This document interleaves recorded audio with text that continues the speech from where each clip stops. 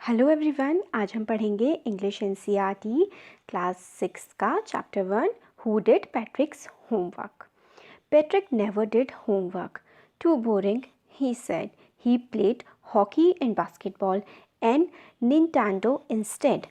Patrick एक बच्चा था, वो कभी भी अपना होमवर्क नहीं करता था। उसे लगता था कि ये तो बहुत ही ज़्यादा बोरिंग काम है।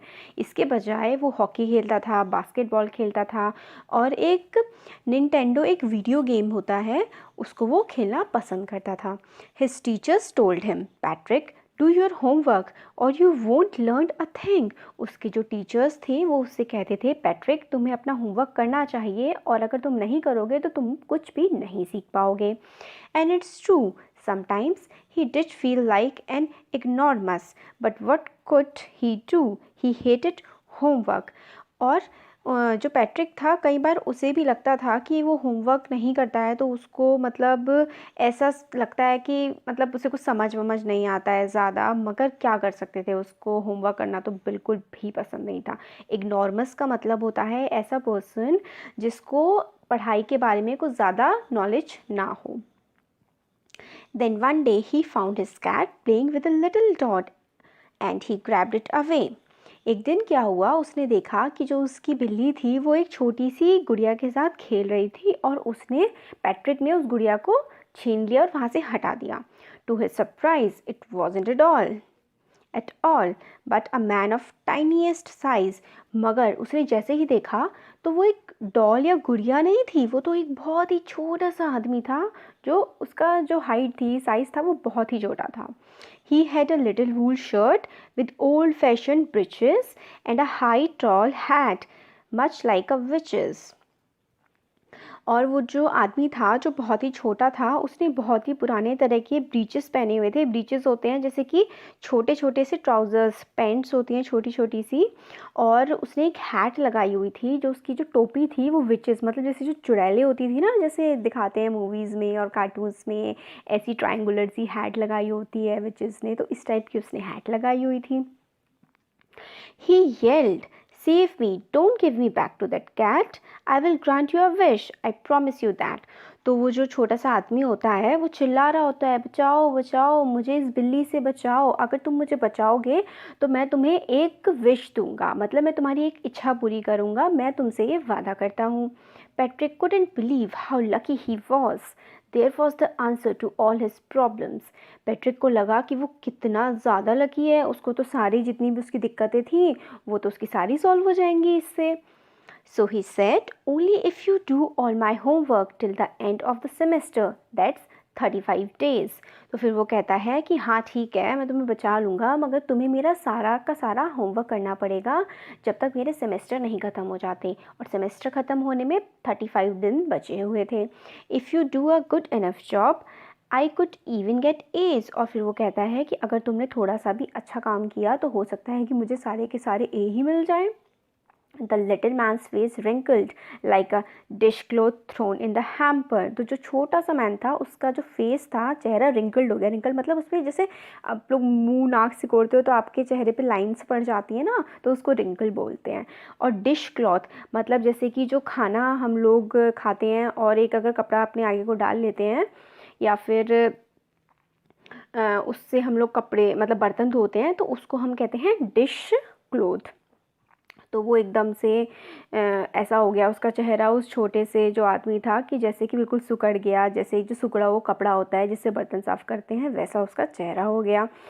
He kicked his leg and doubled his fist and he grimaced and scolded and pushed his lips. Oh, I am cursed, but I will do it. फिर वो क्या करता है, उसको बहुत ही थोड़ा सा गुस्सा आ जाता है, वो अपने मुंह बंद करता है, उसके चेहरे के जो एक्सप्रेशंस हो जाते हैं वो बहुत ज़्यादा अजीब से हो जाते हैं, उसे गुस्सा आता है और वो मना करने वाला होता है, छोटा सा जो आदमी होता है। मगर वो क्या कर सकता था, अगर वो मना करता तो बिल्ली तो उसको मार ही डालती। तो वो कहता है ठीक है मैं इसको कर लूँगा। And true to his word, that little elf began to do Patrick's homework. तो फिर जैसे कि पैट्रिक ने उसे उस बिल्ली से बचा दिया था, तो वो छोटा सा जो आदमी होता है ना, जो बहुत ही टाइनी मैन होते हैं, उनको हम एल्फ कहते हैं। ठीक है, तो इसमें अब इसमें एल्फ का चैप्टर में एल्फ का यूज़ किया जाएगा उस आदमी के लिए। तो वो क्या करता है, आदमी जो उसने प्रॉमिस किया होता है कि वो पैट्रिक का होमवर्क करेगा, तो वो करता है ऐसा।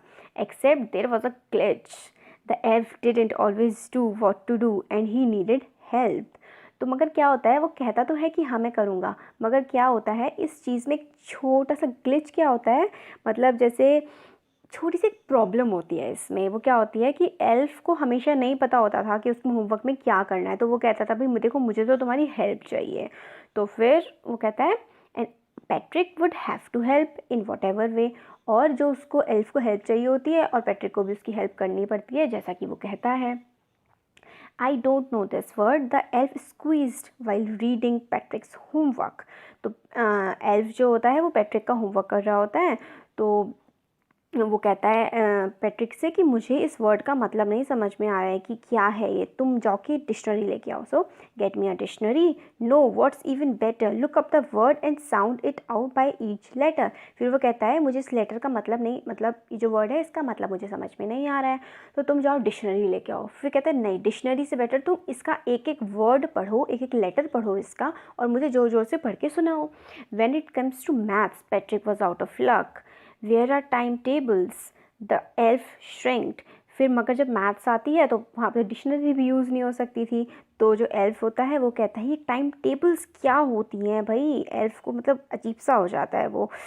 वो श्रिंक्ड का मतलब होता है बहुत ही ज़्यादा तीखी सी आवाज़ में चिल्लाना।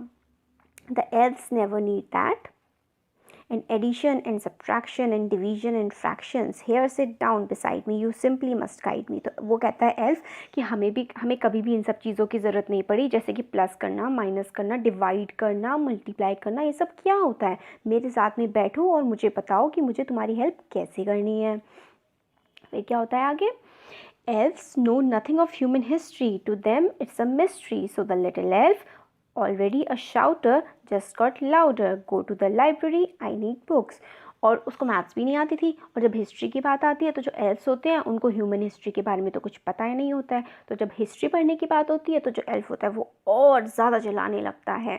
और जैसे कि ह्यूमन की जो हिस्ट्री होती है वो तो उसके लिए एक मिस्ट्री होती है, हिस्ट्री का मतलब होता है इतिहास, मिस्ट्री का मतलब होता है पहेली, तो ह्यूमन का इतिहास तो उसके लिए एक पहेली जैसा होता है। फिर वो और तेज चिल्लाता है और कहता है जाओ लाइब्रेरी से जा कर के मेरे लिए बुक लेके आओ, more and more books and you can help me read them too. खूब सारी किताबें लेके आओ और तुम उनको पढ़ने में मेरी मदद भी कर सकते हो। As a matter of fact every day in every way that little elf was a nag. Patrick was working harder than ever, and was it a drag? He was staying up nights, head never felt so weary, was going to school with his eye puffed and bleary। तो जो वो था ना, elf था, वो बहुत ही ऐसा था, नैग का मतलब होता है जो बहुत ज़्यादा परेशान करते हैं ना लोगों को, सबको इधर उधर परेशान करते रहते हैं, वो उनको बोलते हैं नैग। तो पैट्रिक को क्या करता था, वो ये इसकी बुक लाओ, उसकी बुक लाओ, मुझे ये नहीं आता, मुझे वो नहीं आता, मेरी हेल्प करो, ऐसा करके पैट्रिक को बहुत ज़्यादा मेहनत करनी पड़ती थी। वो रात रात जागता था, फिर जब सुबह बिल्कुल नींदों में वो स्कूल जाता था। Finally the last day of school arrived and the elf was free to go. और फिर फाइनली क्या हुआ कि स्कूल का आखिरी दिन आ गया और अब एल्फ फ्री था क्योंकि उसने उसका सारा होमवर्क करवा दिया था या जो भी था, फिर वो जा सकता था। As for homework there was no more, so he quietly and slyly slipped out of the back door. तो वो क्या होता है, आपको होमवर्क तो बचा नहीं होता है, तो वो चुपचाप पीछे के दरवाजे से निकल जाता है। स्लेली मतलब चुपचाप, सीक्रेटली, चुपचाप, चुपके से। Patrick got his A's, his classmates were amazed. Patrick को क्या होता है कि पूरे उसमें जो फाइनल उसका होता है उसमें उसको ए मिलते हैं, उसके क्लासमेट्स जो होते हैं वो तो बड़े हैरान परेशान से हो जाते हैं। अमेज्ड का मतलब होता है हैरान होना।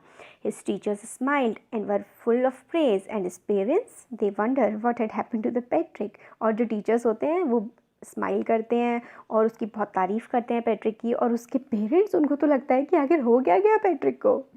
He was now the model kid, cleaned his room, did his chores, was cheerful, never rude, like he had developed a whole new attitude। फिर क्या होता है, जो पैट्रिक होता है वो बिल्कुल अच्छा बच्चा बन गया होता है, अपना रूम भी साफ़ रखता है, अपने सारे काम करता है, खुश रहता है, दूसरों से बिगड़ के बात नहीं करता, अच्छे से बात करता है, और उसका एक बिल्कुल ही मतलब अलग सा एटीट्यूड आ गया होता है। एटीट्यूड का मतलब होता है कि किस चीज़ के बारे में हम कैसा फील करते हैं, उसको कैसा समझते हैं। You see, in the end, Patrick still thought he would have made that tiny man do all his homework। और लास्ट में ऐसा होता है कि मतलब पैट्रिक को तो ऐसा लगता है कि जो सारा का सारा काम होता है वो उस एल्फ ने, वो छोटा सा जो आदमी था उसने किया होता है। But I will share a secret just between you and me, it was in the elf, Patrick had did it himself. मगर क्या होता है, जो राइटर होते हैं वो लास्ट में बोलते हैं कि मैं आप लोगों के साथ एक सीक्रेट शेयर करता हूँ, काम जो सारा किया था ना वो पैट्रिक नहीं किया था, एल्फ ने तो कुछ किया ही नहीं था। वो कैसे बताइए? क्योंकि जो एल्फ होता है वो तो कहता है कि मुझे तो ये भी नहीं आता, मुझे तो वो भी नहीं आता, मुझे मैथ्स बताओ, ये एडिशन कैसे होता है, सब्ट्रैक्शन कैसे होता है, हिस्ट्री क्या होती है, बुक्स लेके आओ, मुझे पढ़ के बताओ। तो मतलब सारा का सारी चीज़ें, पढ़ाई करना और मैथ्स करना, कैलकुलेशन करना, ये सारा काम तो पैट्रिक ही कर रहा था। तो एट दी एंड सारा काम पैट्रिक ने ही किया था। पैट्रिक को सिर्फ ऐसा लगता था कि किसी और ने उसके लिए होमवर्क किया है। सो आपको कैसा लगा चैप्टर? अच्छा लगा तो कमेंट सेक्शन में बताइएगा ज़रूर, लाइक करिएगा वीडियो को और हमारे चैनल को सब्सक्राइब करिएगा। Thank you so much.